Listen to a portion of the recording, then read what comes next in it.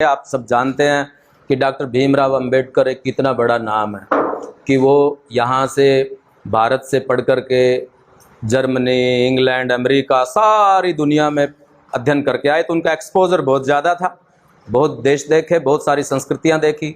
और जो उनका अध्ययन है, चाहे फ्रांस की क्रांति हो, चाहे और दुनिया में बदलाव कैसे हुए, चाहे धर्मों के अध्ययन हो। आपको पता है कि उन्होंने सारे धर्मों की स्टडी की, उसके बाद वो सिख धर्म की भी की, उन्होंने इस्लाम की भी की, हिंदू धर्म को तो वो जानते ही थे अच्छे तरीके से, और उसके बाद लास्ट में जाकर के बौद्ध धर्म अपनाया। वो एक बहुत अच्छे धर्मशास्त्री भी थे, वो एक बहुत अच्छे अर्थशास्त्री भी थे।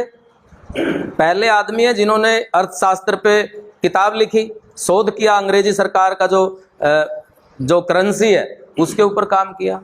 वो एक बहुत बड़े मानव शास्त्री भी थे कि कैसे मनुष्य का विकास हुआ है, थ्योरी ऑफ इवोल्यूशन क्या है, ये लोग कहाँ से आए, कैसे आए।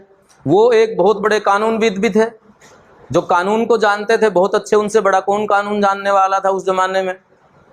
वो एक बहुत बड़े, यानी कि, और यदि मैं तुलना करूं मार्क्स के साथ, वो भी एक एंथ्रोपोलॉजिस्ट थे, मनुष्य का विकास की कहानी लिखी उन्होंने। वो भी एक इकोनॉमिक्स थे, और वो भी एक वकील थे, और वो भी एक पत्रकार थे। और ये सब बातें डॉक्टर अंबेडकर में भी थी, क्योंकि वो जानते थे इन बातों को कि जो भी चीज़ें होंगी, जो चीज़ लिखी जाएगी, कैसे क्या बनेगी। तो उनके सारे अध्ययन से, इसीलिए उनके बहुत सारे रूप हैं कि उन्होंने संस्कृत के जो ग्रंथ हैं हमारे, उसको पढ़ करके ये ऐसा क्यों किया उन्होंने।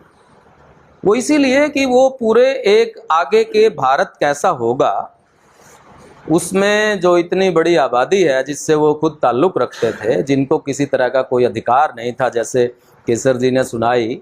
आप जानते हैं कि भारत की जो सामाजिक संरचना है वो कैसी है। भारत की सामाजिक संरचना कहाँ से चलती है, उसमें जो वर्ण व्यवस्था है वो एक बहुत इम्पोर्टेंट बात है।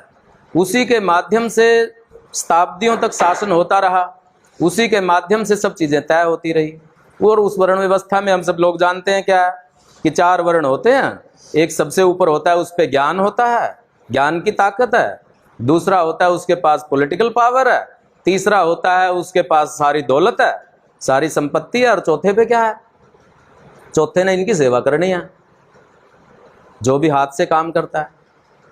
तो चौथे के जिम्मे ये लगाया है कि ये जो संसाधनों का जो बंटवारा है, कि जो करने वाला है वर्ण व्यवस्था में, किस तरीके से जो संसाधनों का बंटवारा है, जो ताकत की जो चीज़ें हैं, कहाँ से आती है ताकत? नॉलेज से आती है।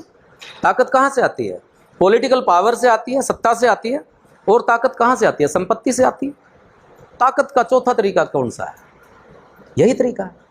जब ये तीनों ही छीन लिए गए एक पूरे के पूरे समाज से, तो समाज कैसे तरक्की करेगा? ये क्वेश्चन था डॉक्टर